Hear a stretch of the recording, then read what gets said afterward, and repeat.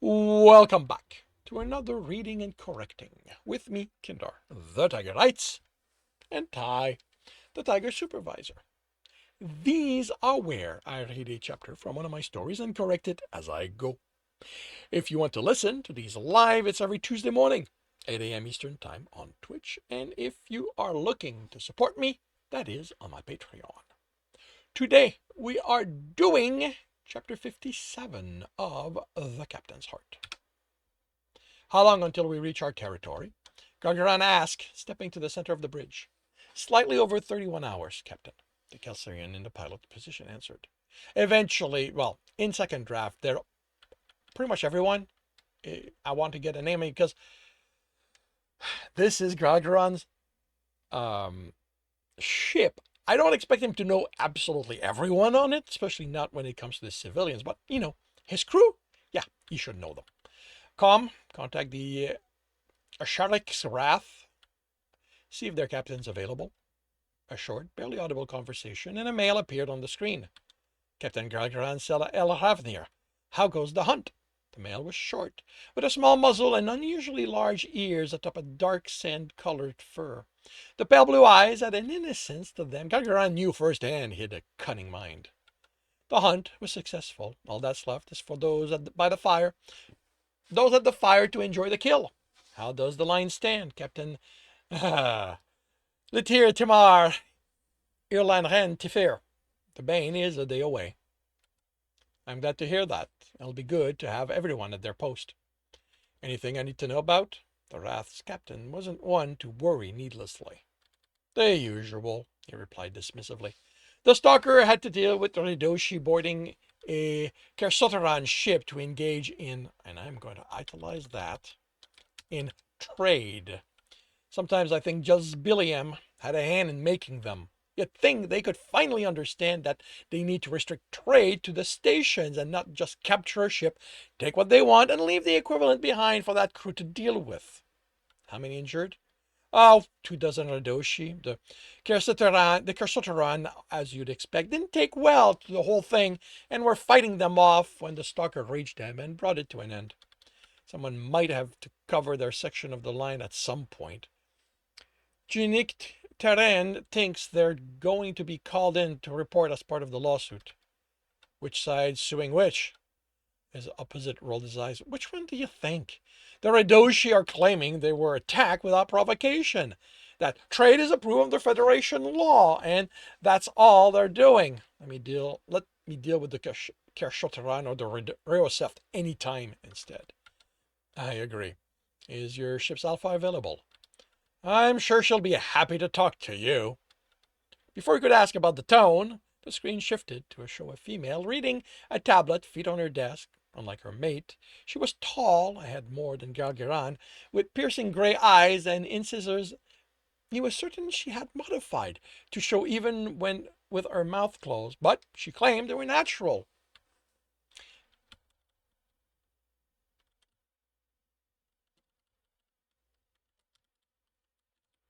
Her fur was a gray lighter than her eyes and managed to always look dirty. Her eyes flicked to the right of the tablet before looking up and smiling. Yeah, it's a lot of eyes, I think. Eyes there, eyes there. Oh.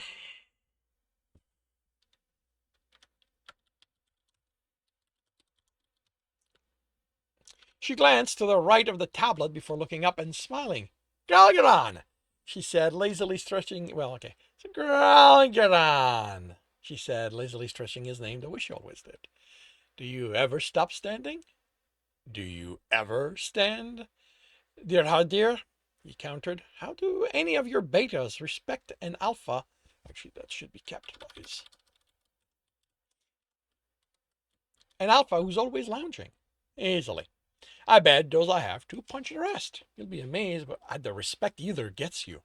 I like my respect to be less combative, she replied. Then there's always sex. Dirardir Taman Danirag Sulfair had become a legend within the first year of their academy. The first year within their first year of academy. Named to honor the god of sex and pleasure, she had been challenged more times than he could remember to prove she deserved it. She'd left males and females exhausted in their bed as she went back to her classes as if nothing had happened. He'd made her acquaintance within a month of the year's start when he'd interposed himself in what he saw as an unfair fight against her.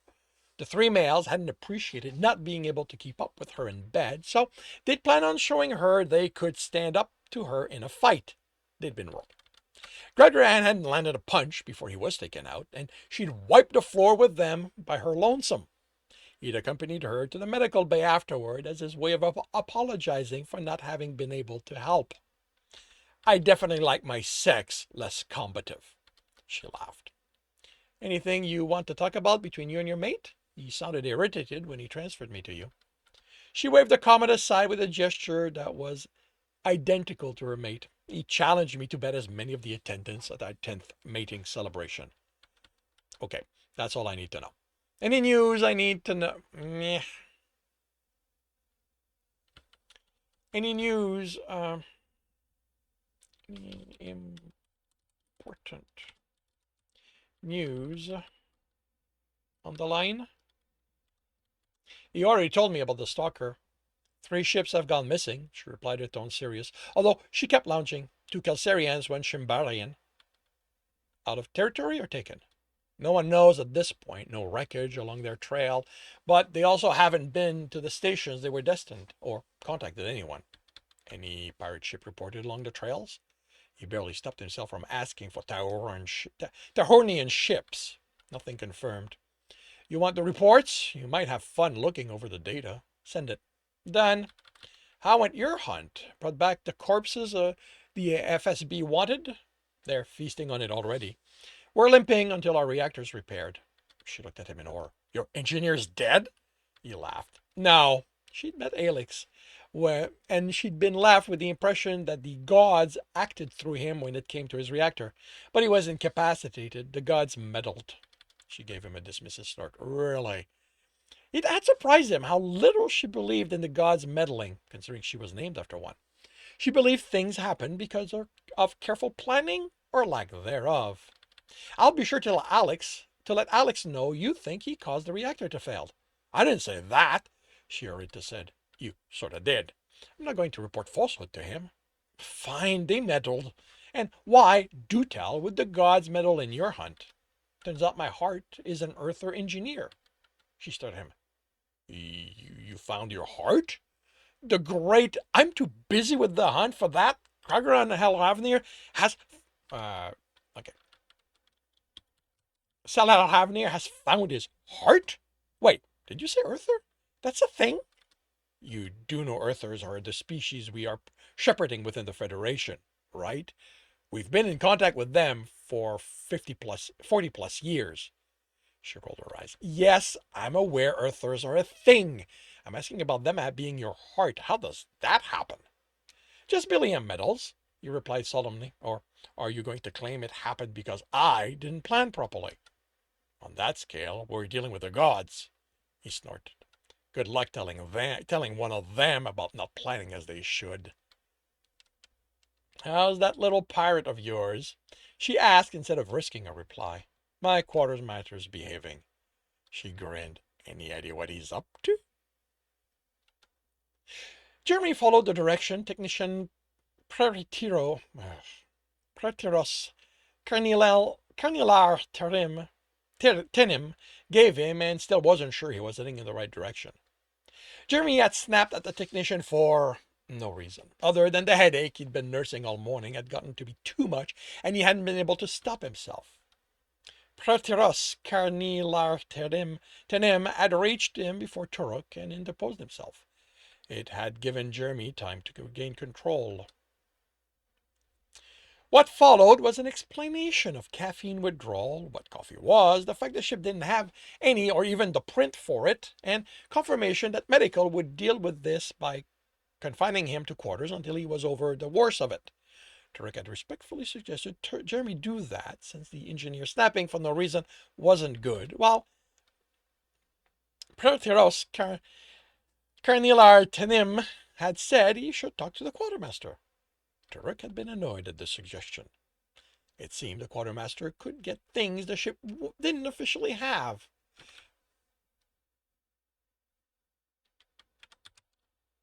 Shouldn't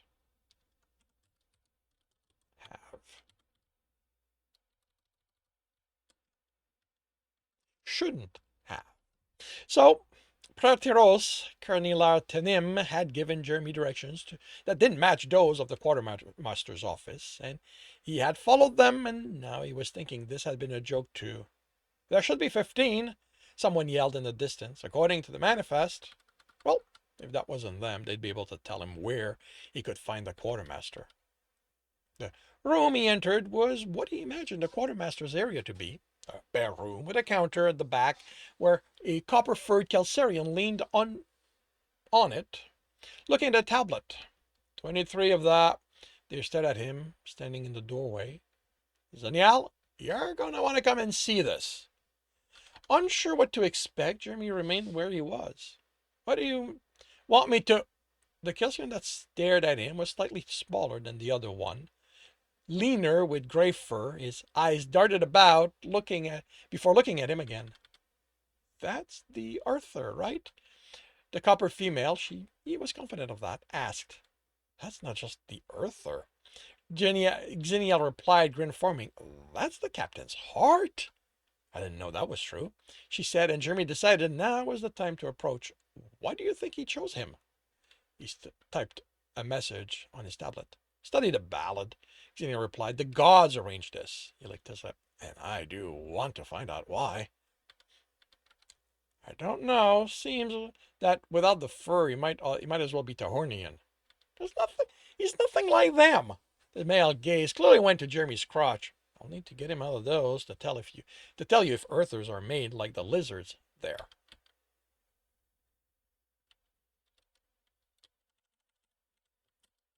Is there anything out there you haven't taken to bed? She demanded. You've been to my bed. What do you think? You've been You've been in my bed. What do you think? Jeremy smiled at them and placed the tablet on the counter, turned so they could read what he'd written. Hello, my name is Jeremy. I can't speak Kelsirian because my voice box won't let me, but I understand it perfectly. Her ears folded back against her skull and almost vanished in the short fur, while Xenia's grin broadened. Then I don't have to worry about making myself understood. What's it going to take you to my bed? Jeremy narrowed his eyes. Over my fucking dead body? He took the tablet and typed. You are wasting your time. I've been told you might be able to get me coffee. He had to write the word by hand since Kelsirian didn't have a word for it, or a letter to letter. Translation. I like to think of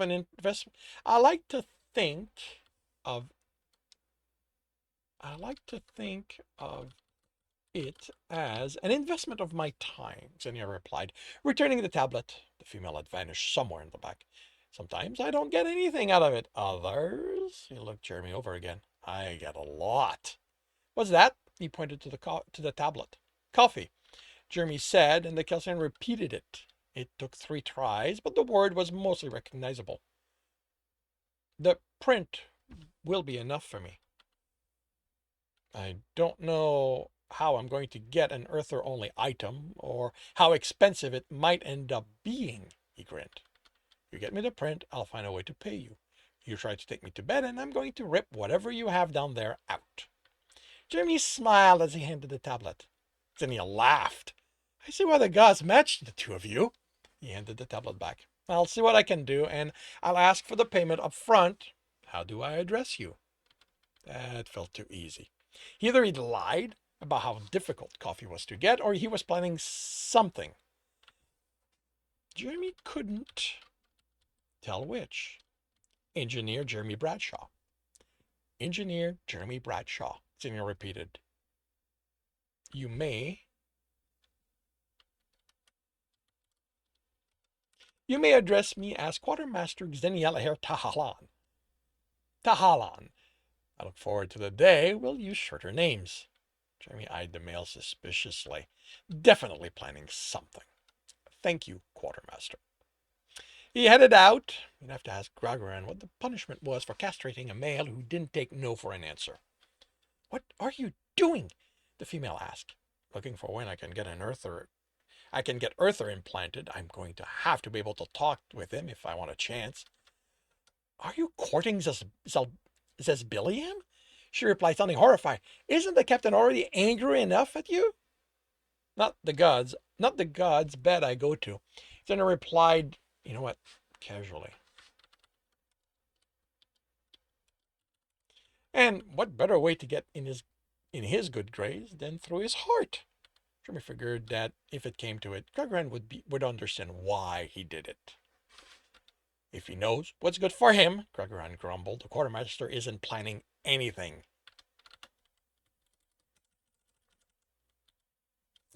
And that concludes chapter 57 of The Captain's Heart. If you are enjoying this, please leave a like. If you want to know when the next chapter will be up, subscribe and hit the bell. If you want to read this story, it is available on the Ream Story. And if you want to listen to these live, it's every Tuesday morning, 8 a.m. Eastern Time on Twitch and YouTube. Links are in the notes, and with that, I shall wish you a good day.